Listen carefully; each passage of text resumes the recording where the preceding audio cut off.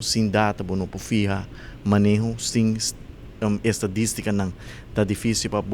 fija manejo e meta de World Tourism Organization tá para botar data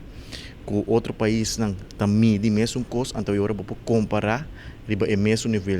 na papiamento crioulo bisa botar comparar agora Apple com Apple um standard internacional com 54 países no mundo só tem no momento na aqui Aruba tá onde pouco país no Caribe com tem tourism satellite account maneira tá word chamar e essa aqui um account que ainda não tá mede é contribuição real de turismo na boa economia na boa GDP e por comparar essa aqui mas no nosso caso junto com os competidores de outro país de nossa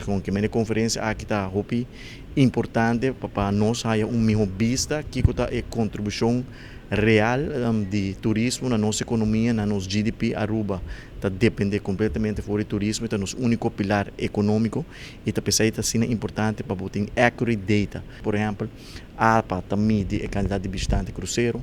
ATA está mede a quantidade de visitantes stayovers, a informação aqui for de imigração, Central Bank está mede quanto placa está circulada em nossa economia, CBS também está fazendo measurement, então a intenção de saber para integrar toda a data aqui, então botar national account de toda a informação que está receber for de visitante,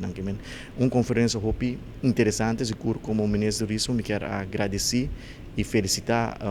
Central Bureau de Estatística para a iniciativa aqui de organizar uma conferência assim importante para a economia de Aruba e seguro para o turismo. Felicitação também para o colega ministro Xiomara Maduro para sostener o projeto aqui.